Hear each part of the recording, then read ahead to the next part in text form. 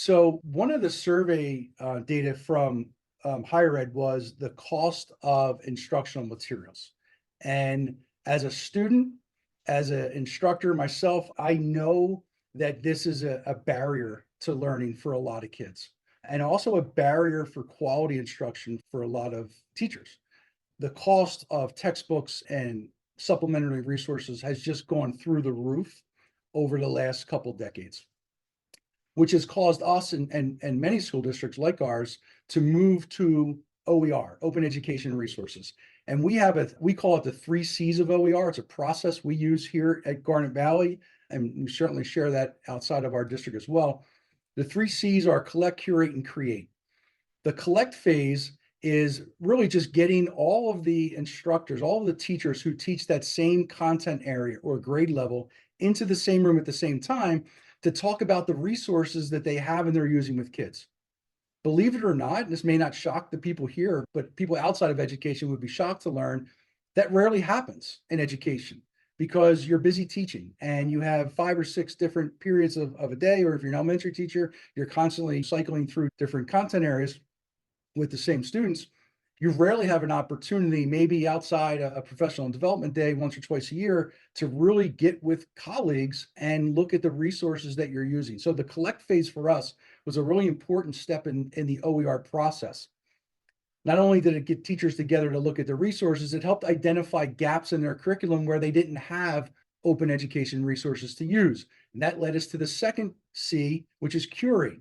And here we have teachers and we help train them to go and find OER resources, either through OER repositories or places like YouTube or Khan Academy or other online free and accessible areas that you can pull resources from. And again, fill in the gaps of the curriculum, fill in those gaps of where those resources are needed.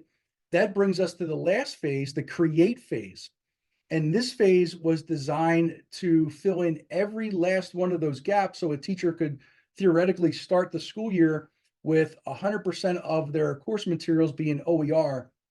And once they're OER, there's a lot of benefits to doing that. You can change the language and things very easily. You can change the text size and the fonts and all kinds of things. The problem with this process for us is the third phase, create, was probably one of the most difficult for our teachers to do, because on top of trying to create resources, and I say resources, it could be activities, it could be interactive activities using technology, it could be formative assessments, summative assessments, it could be instructional videos, it could be textbook material. Creating those resources on top of their teaching load, it was ridiculously expensive. Sorry, ridiculously time consuming. And when you're factoring in time, we're paying teachers to do this, it became expensive. So the 3 C's of OER in theory was working really well for us, except for that last phase until AI.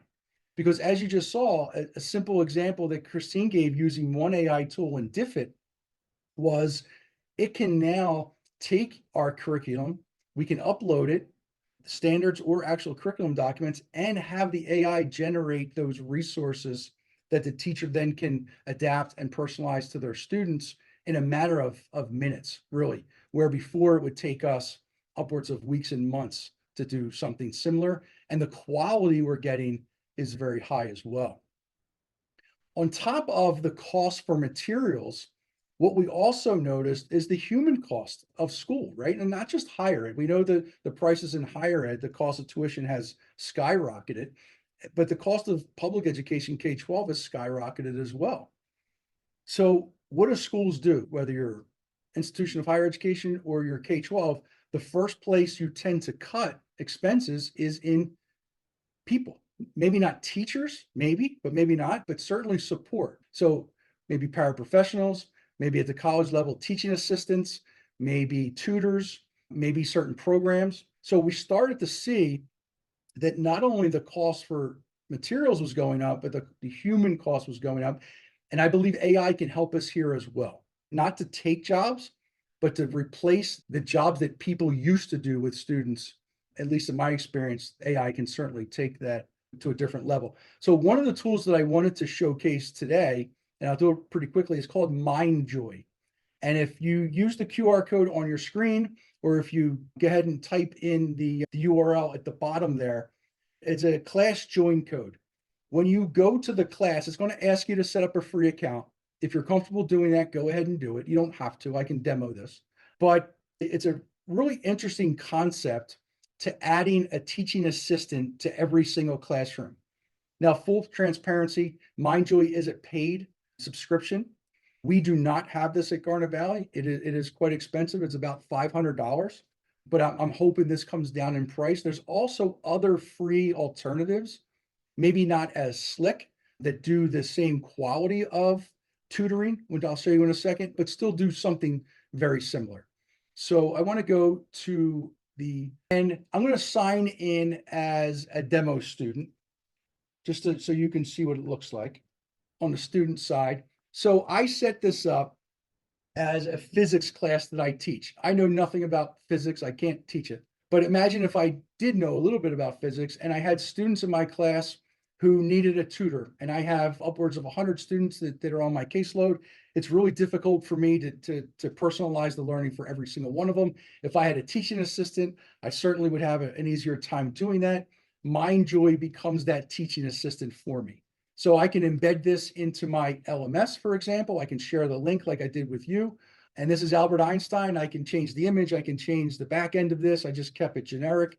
When you see some prompts there, and tell me a little bit more about the theory of relativity, I'm just going to click on that. It's going to give me that information.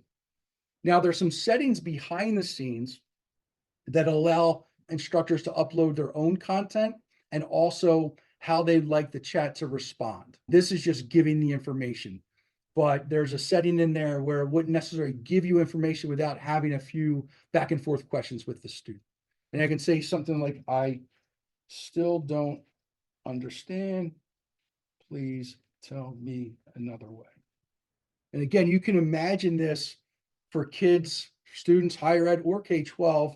They're home, the teachers at home as well. They're not able to jump on a Zoom, answer a quick question. Parent may not have the ability to support the child in their learning. Having a system like this where the student can interact with the AI, to me, would be really be a game changer for the way teachers can leverage AI to support students. Now, one of the things I really like about Mindjoy, which I'm hoping the price does come down, is the instructor side of this, right? Is right now I'm signed in as the instructor. I can set up my own classrooms. I can add different tutors. So if I go to classroom and I click, I have 2 students right now. I have Christine who's in there, and then I use my son as the guinea pig. If I can see what they're doing. So real quick before I do that, I wanted to show you, I'll do this first. So I can see what the sentiment, and then there's tutorials on what these things mean, the learning, the engagement level, things like that. But if I click on Nicholas, I can see what his interactions and questions were. To me, as an instructor, this is really powerful to be able to see the questions the students are asking the AI chatbot in this case. So I can then adjust my instruction to meet the needs of students there. I'm going to bring Christine back. We have one more tool, I think, Christine, to show you related to research and things like that. And then we're going to finish up with some Q&A, and then we'll set the stage for Thursday.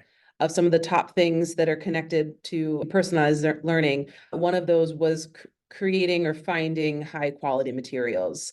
And as I mentioned before, when we're talking about AI, we always want to make sure that we're vetting the output because there are sometimes concerns of bias and hallucination. But to be honest, as they progress and become more powerful, the quality of the output is improving drastically.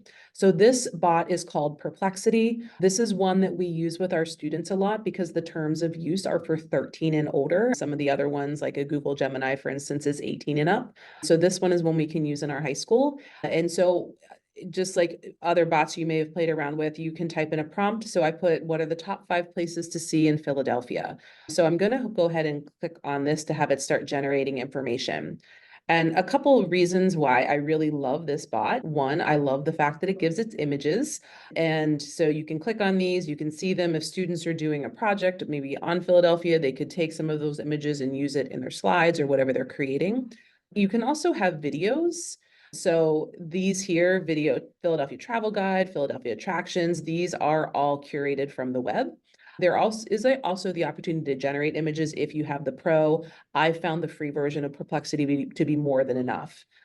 So the answers here that it's giving me are Independence Hall and the Liberty Bell, Reading Terminal Market, living right outside of Philadelphia. I would say these are right on point. It's funny because the top 5 they gave me today are different than the top 5 they gave me yesterday, but that's okay. The other reason that we really love this opportunity or this bot and why we have it connected to high quality information is because it does cited sources, which is not necessarily the case with some of the other top bots out there. So again, you would have to vet these, as we always tell our students. Just because a website's up doesn't mean it's credible. Viator would be one that I'm familiar with. Reddit, I might want to look at that information a little bit more closely, but it's a great way, and it does provide as well opportunities to dive deeper. I can ask a follow-up question. I can use one of their suggested prompts. The other thing that we really like about Perplexity, and this is where we come in with our student use, is if a student is using a bot to go back and forth to supplement and help out with an assignment, our teachers are asking our students to submit their threads so the teacher can see the interactions the students are having with the bot. And what we're able to do here is come up on the side to share. And when I click on share, I can get a shareable link that the teacher will be able to view. They aren't not able to view my whole history in Perplexity, but they are able to view this particular thread. So I can grab that shareable link, I can copy it, and I can submit it with my project, almost like a new version of a works cited or a bibliography. We're having our students also submit a list of threads when they've used AI to support their learning. Thank you for watching. If you enjoyed this video, be sure to like, comment, and subscribe. To stay up to date about future Ed Talks and other presentations and workshops, be sure to follow us on social media. Links are in the description. To be part of future Ed Talks, please consider joining our PLC. It's as easy as visiting edvative.com and signing up for our weekly newsletter.